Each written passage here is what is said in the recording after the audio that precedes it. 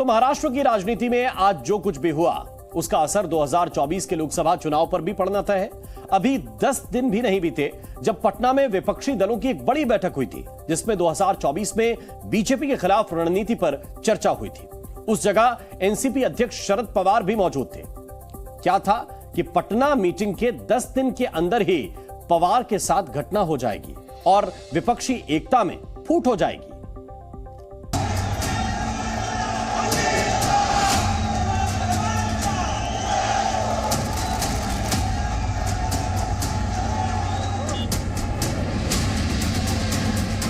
शरद पवार की घड़ी बिगड़ गई।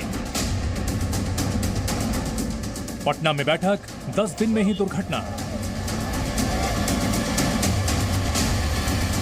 2024 से पहले मोदी विरोधियों को बड़ा झटका।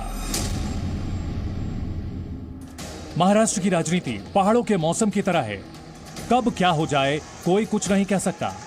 रविवार को मुंबई में शरद पवार की पार्टी में बड़ी फूट हो गई। अजित पवार अपने समर्थक विधायकों के साथ शिंदे फडणवीस सरकार में शामिल हो गए। अजित अनंतराव पवार। ये तस्वीरें सिर्फ महाराष्ट्र की सियासत के लिए ही बड़ी नहीं है, बल्कि 2024 के लोकसभा चुनाव के लिहाज से बड़ा संदेश दे रही है। श्रद्धा व निष्ठा बाळगी।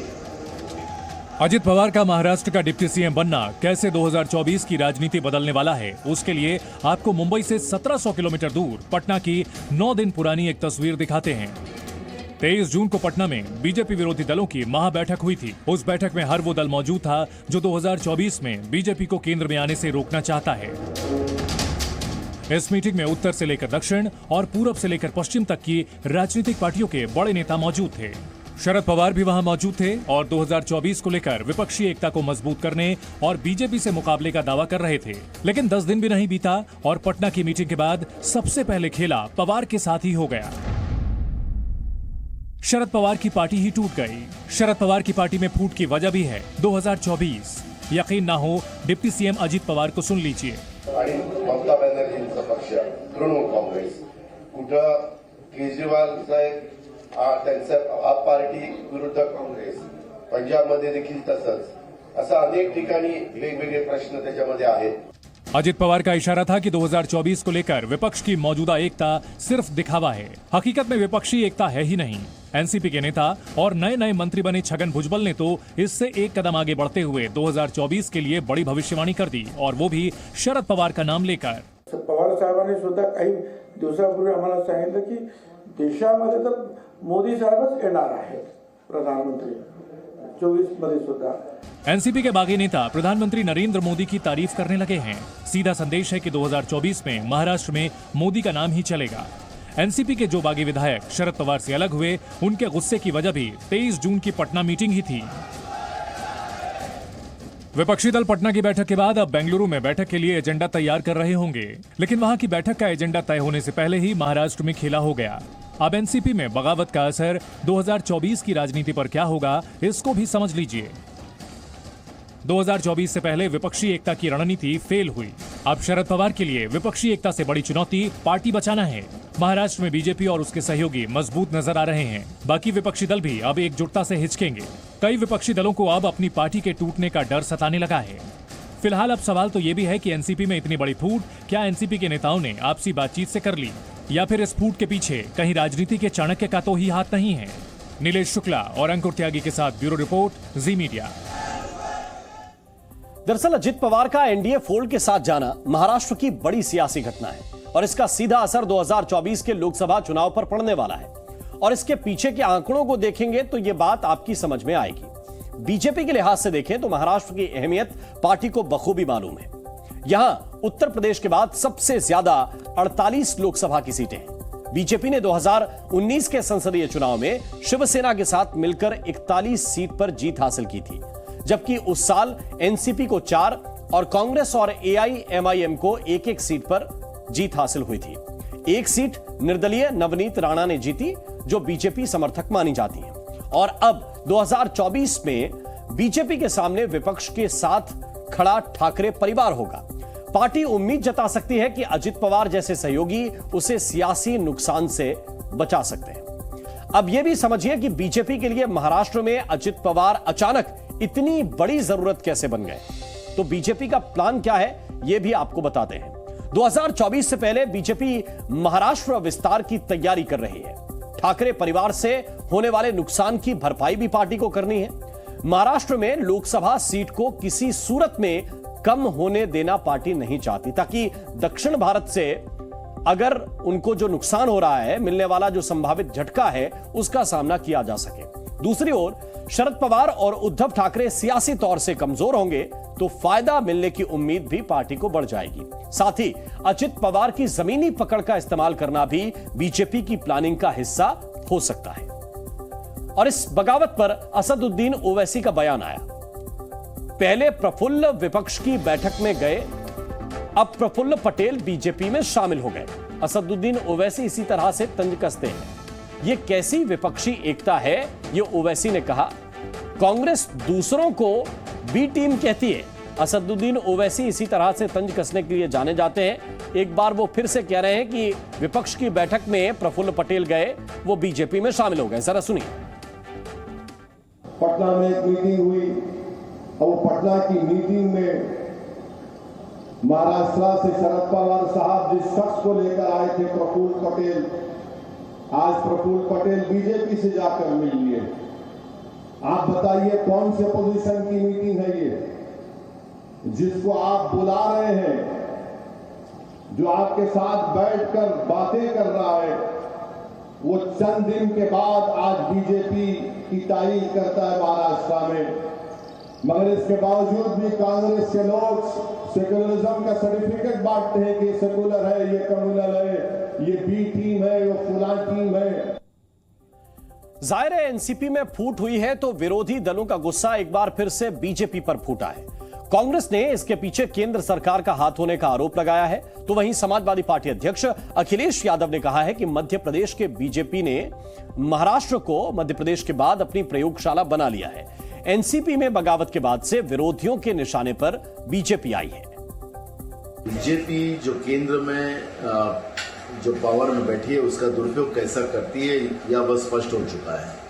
ऑपरेशन लोटस के नाम से कीचड़ बनाकर देश की राजनीति को खराब कर रही है। आज महाराष्ट्र में जो तमाशा बीजेपी ने बनाया है, बीजेपी सत्ता के लिए कुछ भी कर सकती है, किसी का भी घर तोड़ सकती है, किसी को ईडी का डर लगाकर, किसी को पैसे का प्रलोभन देकर उनको अपने दल में लेना, ये बीजेपी का अब ये रूल हो चुका है।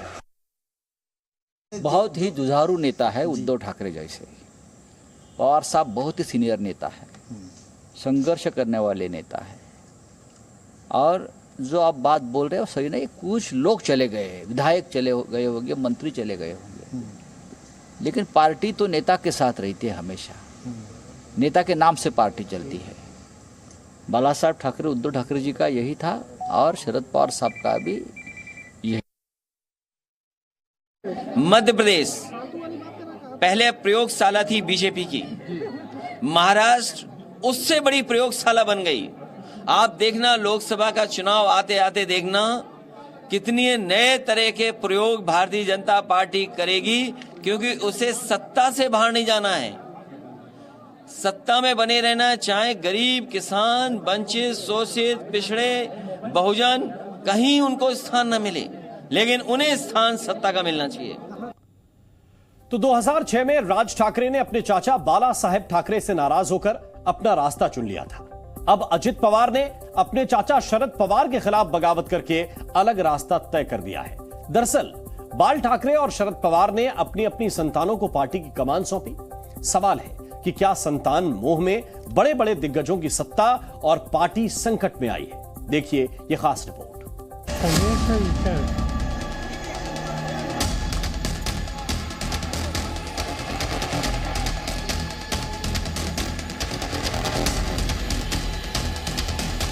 चाचा भतीजे की जोड़ी, संतान मोह ने फिर तोड़ी।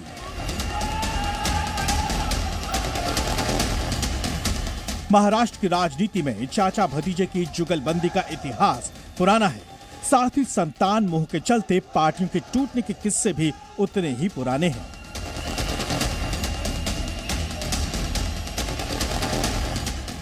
अजीत पवार की बगावत के बाद शरद पवार को लग रहा है कि उनके साथ छल हुआ है। इनका टारगेट बना के इनके खिलाफ लाइन रखने के बाद 4 साल काम करने के बाद आज ऐसा क्या परिवर्तन हो गया? तो ऐसी कोई स्थिति नहीं, ये उनको वहाँ जाना था, उनको पावर की आवश्यकता थी।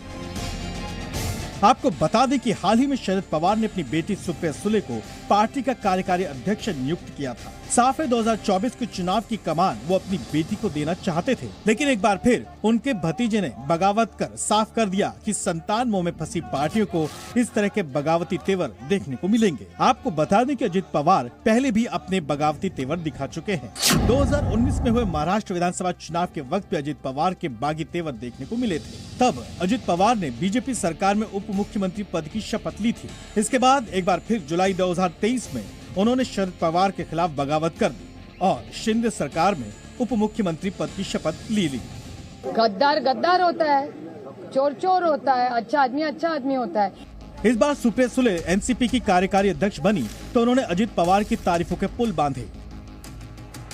हालांकि शरद पवार फिर से अपनी पार्टी मजबूत करने का दावा कर रहे हैं, लेकिन इतिहास गवाह है कि शिवसेना में भी चाचा भतीजे की लड़ाई ने काफी पहले पार्टी में टूट फूट कर दी थी। हालांकि तब बाल ठाकरे के भतीजे राज ठाकरे ने बगावत कर खुद को शिवसेना से अलग कर नया वजूद बनाया था। माना जाता है कि बाला साहब ठाकरे अपने भतीजे राज ठाकरे पर बेहद भरोसा करते थे, उन्हें उत्तराधिकारी मानते थे।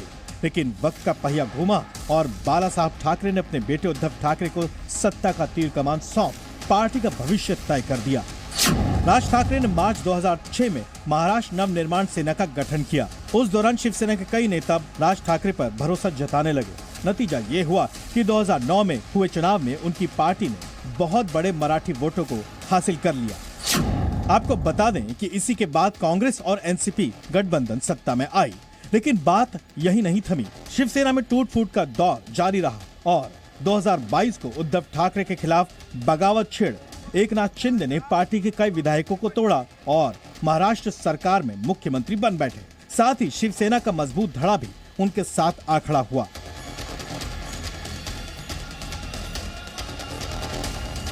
आपको याद दिला दें कि कभी शरद पवार ने भी कांग्रेस से बगावत कर अलग पार्टी बनाई थी। शायद ऐसे ही इतिहास की घटनाओं को देखकर शरद पवार कह रहे हैं कि उन्होंने इस तरह की बगावत पहले भी देखी है। कुछ दिनों में सच्चाई सामने आने का दावा भी कर रहे हैं, लेकिन सवाल है कि क्या संतान मोह के चलते शिवसेना और एनसीपी जैसी पार्टियों में बगावत हुई, पार्टी टूटी? क्या परिवारवादी पार्टियों का ये साइड इफेक्ट भी है?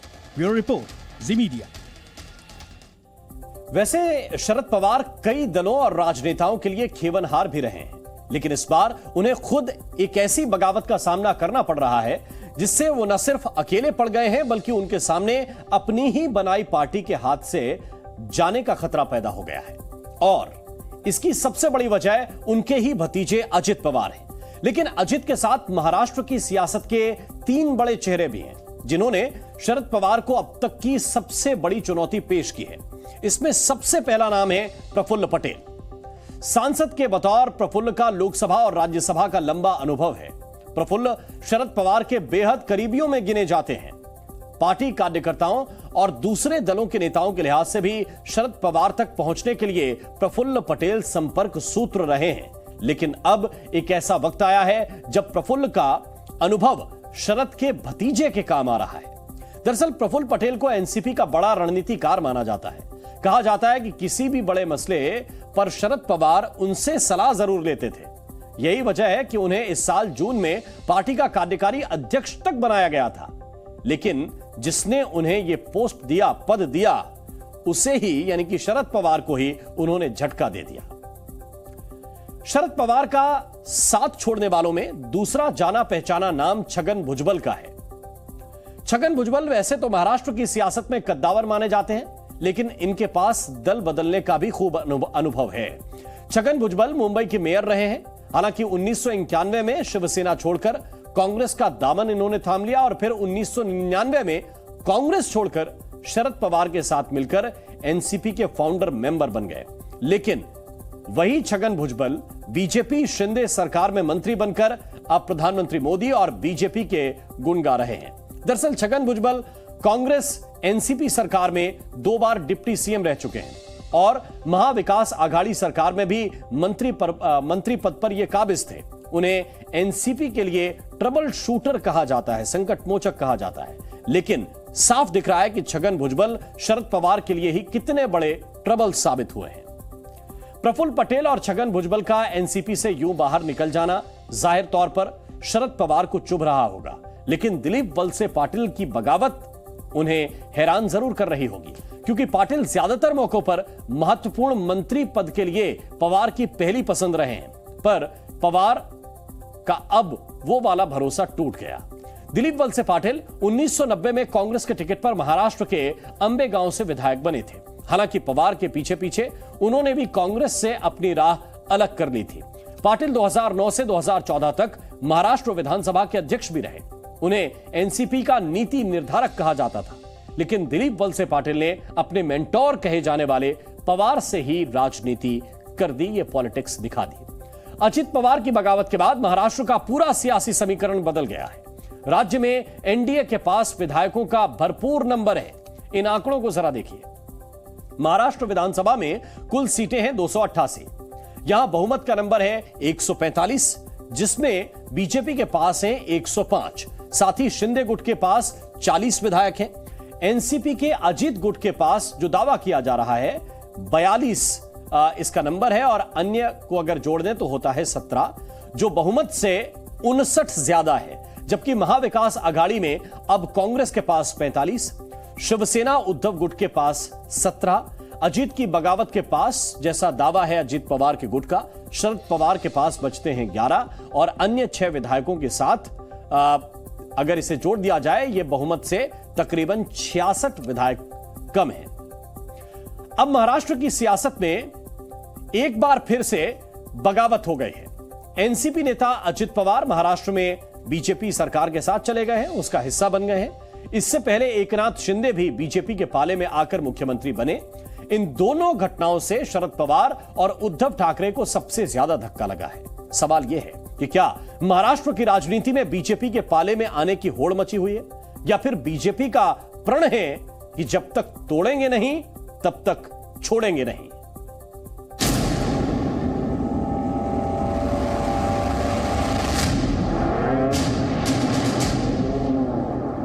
पहले शिवसेना में टूट,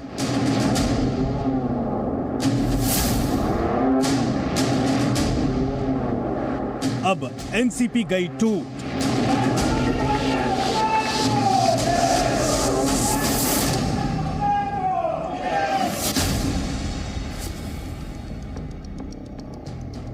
पिछले एक साल की 2 तस्वीरें बता रही हैं कि महाराष्ट्र की राजनीति में ये पार्टियां टूटी हैं, बिखरी हैं और फिर सियासी नफे नुकसान को भांपते हुए शतरंज की चाल चली है। आपको बता दें कि 2022 में जून महीने में शिवसेना के टुकड़े हुए। ठीक एक साल बाद जुलाई 2023 को शरद पवार की पार्टी बंट गई। खास बात यह है कि अंदाज भी वही और हालात भी लगभग वैसे ही। अजीत पवार ने भी एकनाथ शिंदे की तरह दावा ठोक दिया है कि एनसीपी का चुनाव चिन्ह उन्हीं के साथ रहेगा। स्टेट के और देश के जो चुनाव है उसके बारे में हम साथ साथ जाना चाहते हैं, और इसीलिए महाराष्ट्र के डेवलपमेंट के लिए और देश और मजबूत होना चाहिए और आगे जाना चाहिए। जो कुछ आज थोड़े बहुत प्रॉब्लम होते हुए वो सॉल्व करने के लिए भी सबने एकजुट होके उसका मुकाबला करना चाहिए। आपको याद दिला दें कि जिस तरह से शिवसेना में भी विधायकों, पार्टी के नाम और चुनाव चिन्ह को लेकर आर पार की लड़ाई हुई, उसी तर्ज पर एनसीपी में भी चाचा भतीजे के बीच खींचतान हुई। आपको बता दें, पार्टी टूटने के लिए बीजेपी के विरोधियों ने पूरी तरह से उन्हीं को ही जिम्मेदार ठहराया। इस बार भी बीजेपी विरोधी यानी उद्धव ठाकरे गुट के नेता संजय राउत बीजेपी को घेर रहे हैं। अब उद्धव गुट के शिवसेना नेता संजय राउत ने वही डर दिखाया है जो उन्हें शिवसेना के टूटने के वक्त दिखाई दिया था। मैं उसको भूकंप नहीं मानता हूँ। ये एक प्रक्रिया चल रही थी, सबको मालूम था। इस बारे में मैंने पहले भी आपको जानकारी दी थी कि ऐसा होने जा रहा है, ऐसा हो सकता है। लेकिन बीजेपी और उद्धव ठाकरे गुट के बीच खटास की कहानी तभी शुरू हो गई थी जब महाविकास आघाड़ी की सरकार बनाकर बीजेपी को उद्धव गुट ने बाईपास कर दिया था, जिसके बाद से अब तक बीजेपी उद्धव ठाकरे पर निशाना साधते रही। कई बार बोले कि नहीं बोले, देवेंद्र के नेतृत्व में चुनाव लड़ रहे हैं। मैंने भी हर जगह पे कहा, मोदी जी ने भी हर जगह पे कहा, और चुनाव के नतीजे आए, मुंह में पानी छूटा, सारे सिद्धांतों को तरबतर कर शरद राव की शरण में जाकर बैठ गए। नतीजा ये हुआ कि शिवसेना का तीर कमान एकनाथ शिंदे के हाथ आ गया और उद्धव ठाकरे देखते रह गए।